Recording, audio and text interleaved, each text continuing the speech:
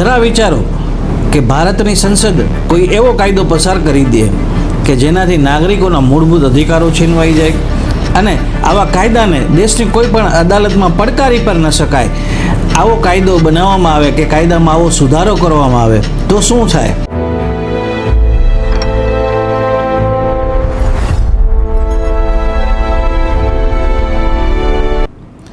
મિત્રો, વાત સાંભળતા જ જરા બિહામણી અને ડરામણી જરૂર લાગે છે, પરંતુ 1970ના દાયકામાં ઇન્દિરા ગાંધીની સરકારે આવો એક પ્રયાસ કર્યો હતો. નમસ્કાર મિત્રો, હું છું એડવોકેટ સંજય પંડિત અને આપ જોઈ રહ્યા છો કાયદાની વાતો. મિત્રો, લેન્ડમાર્ક જજમેન્ટની સિરીઝનો આજે ત્રીજો ભાગ છે, જેમાં આપનું સ્વાગત છે. મિત્રો આજે આપણે આવા જ એક ચુકાદાની ચર્ચા કરવાના છીએ કે 1970ના દાયકામાં મેં જે આપને કીધું એમ ઇન્દિરા ગાંધીની સરકારે આવો એક પ્રયાસ કર્યો હતો અને બંધારણમાં સુધારો લાવી અને સંસદને કાયદાથી ઉપર બનાવવાનો કે સંસદને સર્વોચ્ચ બનાવવાનો એક પ્રયાસ આ સરકાર દ્વારા કરવામાં આવ્યો હતો. ત્યારે ભારતની સુપ્રીમ કોર્ટ છે એ લોકશાહીના રક્ષક તરીકે સામે આવી અને એને એક આપ્યો ઐતિહાસિક ચુકાદો, મિનર્વા મિલ્સ વર્સિસ ભારત સંઘ 1980. જી હા મિત્રો, આજના આપણા વિડીયોમાં આપણે આ જજમેન્ટને વિસ્તૃત ચર્ચા કરવાના છીએ. આ ચુકાદાની એક એક કડી અને કાનૂની દાવપેચને આપણે સરળ ગુજરાતી ભાષામાં સમજશું અને આ સમજણ પછી તમે આ કાયદો છે એ કે આ જજમેન્ટ છે એને આજીવન બોલી નહીં શકો એવી સરળ ભાષામાં સમજ આપવાનો મારો પ્રયાસ છે. મિત્રો, આ જજમેન્ટથી આપણે સમજશું કે આ જજમેન્ટ છે એ વકીલોને કઈ રીતે ઉપયોગી થાય છે, આજકાલ આ ચુકાદો છે એ કઈ રીતે જેને કહેવાય કે તથ્યમાન છે, બીજું કે આ ચુકાદો ન આવ્યો હોત તો આના પરિણામો શું આવત. આ ચુકાદો વકીલો તો ઠીક છે, પરંતુ જે લોકો જ્યુડિશરી એક્ઝામની તૈયારી કરી રહ્યા છે અથવા તો ભવિષ્યમાં જે વકીલ બનવા છે, AIB એક્ઝામની તૈયારી કરી રહ્યા છે, ક્લેટની તૈયારી કરી રહ્યા છે, આવા સ્ટુડન્ટ માટે પણ આ ચુકાદો છે એ કઈ રીતે મહત્ત્વનો છે એની તમામ ચર્ચા આજે આપણે આ વિડીયોમાં કરવાના છીએ. તો વિડીયોના અંત સુધી જોડાયેલા રહેજો મિત્રો. તો ચાલો હું તમને આ મિનર્વા મિલ્સ વર્સિસ ભારત સંઘના ચુકાદાની યાત્રા ઉપર લઈ જાઉં. મિત્રો, આ કેસને સમજવા માટે આપણે સમયના ચક્રને થોડું પાછળ લઈ જવું પડશે. સમયનું ચકેડું છે એને આપણે 1973ની ટાઈમ લાઈનમાં લઈ જવું પડશે. મિત્રો, 1973માં આપણી સુપ્રીમ કોર્ટે એક ઐતિહાસિક ચુકાદો આપ્યો હતો કેશવાનંદ ભારતી વર્સિસ ભારત સંઘના કેસમાં. આ જે ચુકાદો છે એમાં સુપ્રીમ કોર્ટે એ સ્પષ્ટ કર્યું હતું કે બંધારણ છે એ સર્વોચ્ચ છે, પાર્લામેન્ટ કે સંસદ છે એ સર્વોચ્ચ નથી. આ ચુકાદામાં બેઝિક સ્ટ્રક્ચર ડોક્ટરીન એટલે કે મૂળભૂત ઢાંચાનો જે સિદ્ધાંત છે એ લેટ ડાઉન કર્યો હતો નામદાર સુપ્રીમ કોર્ટે. અને નામદાર સુપ્રીમ કોર્ટે આ ચુકાદામાં સ્પષ્ટ કર્યું હતું કે કોઈ પણ સરકાર છે ગમે તેવી બહુમતી ધરાવતી હોય, પરંતુ એ કાયદાના કે બંધારણનો જે મૂળભૂત ઢાંચો છે, જે બેઝિક સ્ટ્રક્ચર છે, એમાં છેડછાડ કરી શકે નહીં, એમાં કોઈ પણ પ્રકારનું ફેરફાર કરી શકે નહીં. વર્ષ 1973નો આ કેસ છે. મિત્રો, આ જે ચુકાદા બાદ જે ત્યારની તત્કાલીન જે ઇન્દિરા ગાંધીજીની સરકાર હતી એને સુપ્રીમ કોર્ટનો આ હસ્તક્ષેપ છે એ પસંદ ન આવ્યો. આ ચુકાદામાં જે પ્રિન્સિપલ લેટ ડાઉન કર્યો હતો એને પસંદ નહોતો આવ્યો. એટલે 1975માં તત્કાલીન ઇન્દિરા ગાંધીની સરકારે આ જે જ્યુડિશરી છે કે ન્યાયતંત્ર છે એના ઉપર લગામ લગાવવા અને બંધારણથી ઉપર સંસદને બેસાડવા માટેનો એક પ્રયાસ કરવામાં આવ્યો હતો. અને ત્યારની ઇન્દિરા ગાંધીની સરકારે 42મો બંધારણીય સુધારો એટલે કે 42 એટલે કે 42nd એમેન્ડમેન્ટ, કોન્સ્ટિટ્યુશન એમેન્ડમેન્ટ છે એ પસાર કર્યો. આ બંધારણીય સુધારામાં જે ન્યાયતંત્રની જે કહેવાય કે સત્તા હતી એને ઓછી કરવાનો પ્રયાસ હતો અને સંસદને સર્વોચ્ચ સ્થાને બેસાડવાનો હીન પ્રયાસ છે એ આ બંધારણીય સુધારા દ્વારા કરવામાં આવ્યો હતો. અને આને મિની કોન્સ્ટિટ્યુશન એટલે કે મિની બંધારણ તરીકે પણ આ સુધારાને ઓળખવામાં આવે છે, કારણ કે આ સુધારાથી ઘણા બધા ફેરફારો છે એ કરવામાં આવ્યા હતા. કે જ્યુડિશિયલ રિવ્યૂની જે સત્તા હતી કે સુપ્રીમ કોર્ટ કોઈ પણ કાયદાની બંધારણીયતા છે કે કાયદેસરતા છે એ રિવ્યૂ કરી શકે, એ સત્તાને પણ જેને કહેવાય એના પર કંટ્રોલ કરવાનો પ્રયાસ આ 42મા એમેન્ડમેન્ટથી કરવાનો પ્રયાસ છે ઇન્દિરા ગાંધીની સરકારે કર્યો હતો.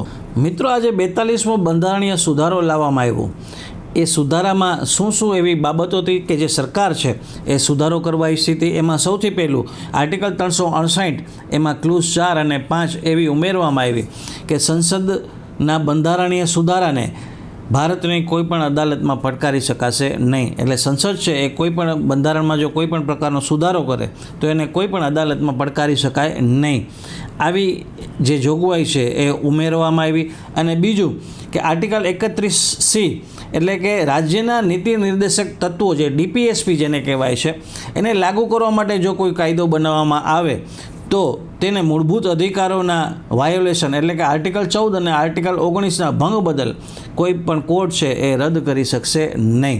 મિત્રો, આ સુધારા પાછળ જે સરકારની મનસા હતી એ સ્પષ્ટ હતી કે સુપ્રીમ કોર્ટની જે જ્યુડિશિયલ રિવ્યૂની જે સત્તા હતી એ છીનવી લેવી અને સંસદને બંધારણ કરતાં પણ ઉચ્ચ સ્થાને બેસાડી દેવી. આ જે સરકારની છે એ મનસા હતી આ સુધારા પાછળ. હવે સવાલ એ થાય છે કે આખી લડાઈમાં મિનર્વા મિલ્સ ક્યાંથી આવી? મિત્રો, મિનર્વા મિલ્સ છે એ એક મોટી ટેક્સટાઇલ મિલ હતી, કાપડનું ઉત્પાદન કરતી હતી અને કર્ણાટકમાં સ્થિત હતી. 1970ના દાયકામાં આ મિલ છે એ ભારે નુકસાનીમાં ચાલી રહી હતી. મિત્રો એટલે સરકારે ઇન્ડસ્ટ્રીયલ ડેવલપમેન્ટ એક્ટ 1951 હેઠળ એક કમિટીની રચના કરી અને આ મિલની છે એ તપાસ કરાવી અને ઓગસ્ટ 1970માં ભારત સરકારે આ જે મિનર્વા મિલ્સ હતી એનું સંચાલન પોતાના હાથમાં લઈ લીધું અને આ જે મિલ હતી એનું રાષ્ટ્રીયકરણ કરી નાખ્યું. મિત્રો, અને રાષ્ટ્રીયકરણ કરવાની દિશામાં સરકારે પગલું ભર્યું. ત્યારબાદ સરકારે સિક ટેક્સટાઇલ અંડરટેકિંગ્સ એક્ટ 1974 પસાર કરવામાં આવ્યો અને આ એક્ટ હેઠળ છે એ આ પ્રકારની મિલના તમામ સંચાલન છે એ સરકારે પોતાના હસ્તગત કરી લીધું. મિત્રો, અને આ કર્યા બાદ જે મિલના માલિકો હતા એને સરકારના આ પગલાંને સુપ્રીમ કોર્ટમાં પડકાર્યો અને સરકારે જે 42માં બંધારણીય સુધારાનો હવાલો દઈને આ તમામ મિલોનું રાષ્ટ્રીયકરણ કરી અને એનું સંચાલન પોતાના હસ્તગત કરી લીધું હતું. એ તમામ બાબતોને પડકારવામાં આવી અને મિલ માલિકોને એવું કહેવું હતું કે સરકારનું આ પગલું છે એ એમના મૂળભૂત અધિકારોનું હનન કરવામાં આવે છે, મૂળભૂત અધિકારોનું વાયોલેશન કરવામાં આવે છે, જેમાં ખાસ કરીને વ્યાપાર કરવાનો જે મૂળભૂત અધિકાર અને સમાનતાનો જે અધિકાર છે એનું વાયોલેશન કરવામાં આવ્યું છે. આ મુદ્દે છે સરકારના આ પગલાંને આ મિલ માલિકો દ્વારા પડકારવામાં આવ્યો. મિત્રો, આ જે કેસ છે એ કેસમાં સુપ્રીમ કોર્ટ સમક્ષ 3 મહત્ત્વના મુદ્દાઓ હતા જે એને ડિસાઇડ કરવાના હતા. 3 ઇસ્યુ છે એ એને ડિસાઇડ કરવાના હતા. એમાં જો પહેલે ઇસ્યુ છે એ સુપ્રીમ કોર્ટ સમક્ષ જે 3 મહત્ત્વના ઇસ્યુ જે ડિસાઇડ કરવાના હતા એમાં પ્રથમ છે કે શું સંસદ કલમ 368 હેઠળ સુધારો કરી પોતાની બંધારણીય સુધારવાની શક્તિને અમર્યાદિત બનાવી શકે છે. એના પછીનો બીજો મુદ્દો હતો જે ડિસાઇડ કરવાનો હતો, જે પ્રશ્ન ઉપસ્થિત થયો, શું ન્યાયિક સમીક્ષા એટલે કે જ્યુડિશિયલ રિવ્યૂની સત્તા છે એ છીનવી લેવી એ બંધારણના મૂળભૂત માળખા વિરુદ્ધ છે. ત્રીજો જે મુદ્દો હતો, શું રાજ્યના નીતિ નિર્દેશક તત્વો DPSPને નાગરિકોના મૂળભૂત અધિકારો એટલે કે ફંડામેન્ટલ રાઇટ્સ કરતાં સર્વોચ્ચ ગણી શકાય. આ જે 3 મુદ્દા હતા એ સુપ્રીમ કોર્ટ સમક્ષ છે એ આ ચુકાદામાં ડિસાઇડ કરવાના હતા. મિત્રો અરજદારના જે પ્રખ્યાત વકીલ હતા, આમાં જે મિનર્વા મિલ્સને રિપ્રેઝેન્ટ કરતા હતા એ જે તે વખતના પ્રખ્યાત વકીલ શ્રી નાની પાલખીવાલા સાહેબ હતા. અને નાની પાલખીવાલા સાહેબે કોર્ટમાં અદ્ભુત દલીલો કરી અને તેમણે પોતાની દલીલમાં એવું કીધું કે જો સંસદને બંધારણ બદલવાની અસીમિત સત્તા આપી દેવામાં આવે તો બંધારણનું અસ્તિત્વ છે એ જોખમમાં આવી જશે અને સંસદ છે એ બંધારણનું સર્જન છે એ બંધારણની માલિક બની શકે નહીં. એટલે જે અરજદારના વકીલ હતા એમની જે મુખ્ય દલીલ હતી એ એવી હતી કે જો સંસદને આવી અમર્યાદિત સત્તા આપી દેવામાં આવે તો જે લોકશાહી છે એ જોખમમાં આવી જાય અને બંધારણનું સર્જન છે, સંસદ જે છે એ બંધારણનું સર્જન છે, સંસદ છે એ કદી પણ બંધારણની માલિક બની શકે નહીં. મિત્રો, 31 જુલાઈ 1980ના રોજ 5 જજોની બેચે 4-1ની બહુમતીથી આ ચુકાદો છે એ પસાર કર્યો. મિત્રો એ સમયના ચીફ જસ્ટિસ YV ચંદ્રચૂડ સાહેબે આ મુખ્ય ચુકાદો છે એ લખ્યો હતો અને 4-1ની બહુમતીથી આ ચુકાદો પસાર કરવામાં આવ્યો. આ ચુકાદામાં સુપ્રીમ કોર્ટે જે નિર્ણય આપ્યો એમાં સૌપ્રથમ તો જે 42મો બંધારણીય સુધારો સરકાર દ્વારા કરવામાં આવ્યો હતો અને એમાં જે ક્લોઝ 4 અને 5 ઉમેરવામાં આવી હતી, આ ક્લોઝ 4 અને 5 છે એને ગેરબંધારણીય જાહેર કરી અને સુપ્રીમ કોર્ટે બહુ સુંદર શબ્દોમાં કીધું કે સંસદને જે બંધારણમાં ફેરફાર કરવાની સત્તા છે એ મર્યાદિત સત્તા છે, અમર્યાદિત સત્તા નથી. સંસદ છે બંધારણના મૂળભૂત ઢાંચામાં કોઈ ફેરફાર કરી શકે નહીં અને જ્યારે મર્યાદિત સત્તા મળેલી હોય ત્યારે આ મર્યાદિત સત્તાને આધારે સંસદ છે એ પોતાની સત્તાને અમર્યાદિત સત્તામાં ફેરવી શકે નહીં. કોઈ પણ મર્યાદિત સત્તા ધરાવતું અંગ પોતાને સર્વોચ્ચ સાબિત કરી શકે નહીં. સુપ્રીમ કોર્ટે પોતાના ચુકાદામાં આ મુખ્ય અંશો જણાવ્યા, મુખ્ય બાબતો જણાવી અને બીજું સુપ્રીમ કોર્ટે સ્પષ્ટ કર્યું કે જ્યુડિશિયલ રિવ્યૂ એટલે કે ન્યાયિક સમીક્ષા જે છે એ કરવાની સત્તા છે એ બંધારણીય મૂળભૂત અધિકાર છે. એમાં પણ સરકાર છે એ કોઈપણ પ્રકારની જેને કહેવાય કે લગામ લગાવી શકે નહીં. સરકાર છે એ જ્યુડિશિયલ રિવ્યૂ એટલે કે કોર્ટ પાસે કોઈપણ કાયદાની કાયદેસરતા તપાસવાની જે સત્તા છે એમાં પણ કોઈપણ પ્રકારના ફેરફારો કરી શકે નહીં. આ જજમેન્ટમાં સુપ્રીમ કોર્ટે છે આ સ્પષ્ટ કર્યું અને ઇન્દિરા ગાંધી સરકાર દ્વારા જે 42મો સુધારો કરી અને જે ન્યાયતંત્રની ઉપર કંટ્રોલ કરવાનો પ્રયાસ કર્યો હતો, લોકશાહીને જેને કહેવાય કે દબાવવાનો પ્રયાસ કર્યો હતો અને બંધારણ કરતાં સંસદને સર્વોચ્ચ સ્થાને બેસાડવાનો પ્રયાસ કર્યો હતો, એ પ્રયાસ છે એ નિષ્ફળ નીવડો મિત્રો. આ સિવાય સુપ્રીમ કોર્ટે એ પણ સ્પષ્ટ કર્યું કે મૂળભૂત અધિકારો જે પાર્ટ 3માં આપવામાં આવ્યા છે ભારતના બંધારણમાં અને પાર્ટ 4માં નીતિ નિર્દેશક તત્વો જે આપવામાં આવ્યા છે DPSP, આ બંને છે એ સિક્કાની બંને અલગ અલગ એક બાજુ છે જેને કહેવાય એક બાજુ મૂળભૂત અધિકારો છે અને બીજી બાજુ નીતિ નિર્દેશક તત્વો છે રાજ્યના. આ બંને છે એ સમાન છે અને આ બંનેમાંથી કોઈ પણ એકને ચડિયાતો સાબિત કરવો એ બંધારણના મૂળભૂત પાયાને નુકસાન પહોંચાડવા સમાન છે. આ પણ સ્પષ્ટતા છે એ સુપ્રીમ કોર્ટે કરી. હવે કલ્પના કરો મિત્રો કે 1980માં જો આપણી સુપ્રીમ કોર્ટે આ ચુકાદો ન આપ્યો હોત અને ઇન્દિરા ગાંધીની સરકાર દ્વારા જે 42મો બંધારણીય સુધારો કરવામાં આવ્યો હતો એને મંજૂર કરી દીધો હોત તો આજનું ભારત કેવું હોત મિત્રો. જો ખરેખર આ ચુકાદો ન આવ્યો હોત તો આપણી જે લોકશાહી છે એ માત્ર નામની જ બચત અને આપણું ન્યાયતંત્ર છે એ પણ એક 100 પીસ બનીને રહી જાત અને એના ભયંકર પરિણામો આવત. એમાં જે પરિણામોની આપણે ચર્ચા કરીએ તો સૌપ્રથમ સંસદની સરમુખત્યારશાહી એટલે કે સંસદ પાસે બંધારણ બદલવાની અસીમિત સત્તા આવી ગઈ હોત. કોઈપણ શાસક પક્ષ છે એ બહુમતીના જોરે ન્યાયતંત્રને બાયપાસ કરી ગમે તેવા કાયદા બનાવી શકત. કદાચ ચૂંટણીઓ પણ નાબૂદ થઈ ગઈ હોત અથવા ન્યાયતંત્ર પણ સંપૂર્ણપણે સરકારનું ગુલામ બની ગયું હોત. એના સિવાય બીજા એના ભયંકર પરિણામ આવત મૂળભૂત અધિકારોનો અંત, એન્ડ ઓફ ફંડામેન્ટલ રાઇટ્સ. કલમ 31(c)ના વ્યાપક ઉપયોગ દ્વારા સરકાર છે એ DPSP નીતિ નિર્દેશક તત્વોના બહાના હેઠળ નાગરિકોની વાણી સ્વતંત્રતા, સમાનતાનો અધિકાર અને જીવન જીવવાનો અધિકાર પણ ગમે ત્યારે છીનવી શકત અને નાગરિકો છે એ આવા ચુકાદા કે આવા જેને કહેવાય નિર્ણય સામે કોર્ટમાં પણ જઈ ન શકત. ત્રીજું ભયંકર પરિણામ એવું આવે જો આ ચુકાદો ન આવ્યો હોત તો ન્યાયિક સમીક્ષા એટલે કે જ્યુડિશિયલ રિવ્યૂ છે એ સંપૂર્ણ રીતે ખતમ થઈ જાત. સુપ્રીમ કોર્ટ માત્ર એક 100 પીસ બનીને રહી ગઈ હોત. નાગરિકો માટે ન્યાયના તમામ દરવાજા છે એ કાયમ માટે બંધ થઈ જાત. ટૂંકમાં કહીએ તો મિનર્વા મિલ્સ ચુકાદાએ ભારતીય બંધારણના આત્માને બચાવ્યો છે મિત્રો. તેણે સુપ્રીમ કોર્ટ અને સંસદ વચ્ચે એક એવી લક્ષ્મણ રેખા દોરી દીધી આ ચુકાદાએ કે આ લક્ષ્મણ રેખાને આજે 45 વર્ષ થયા પછી પણ કોઈ પણ સરકાર છે એ ઓળંગી શકી નથી મિત્રો. આ ચુકાદાએ જે કેશવાનંદ ભારતી કેસમાં સુપ્રીમ કોર્ટે ચુકાદો આપ્યો તો બેઝિક સ્ટ્રક્ચર ડોક્ટરીનનો મૂળભૂત ઢાંચાનો સિદ્ધાંત, એ સિદ્ધાંતને વધુ મજબૂત કર્યો છે મિત્રો.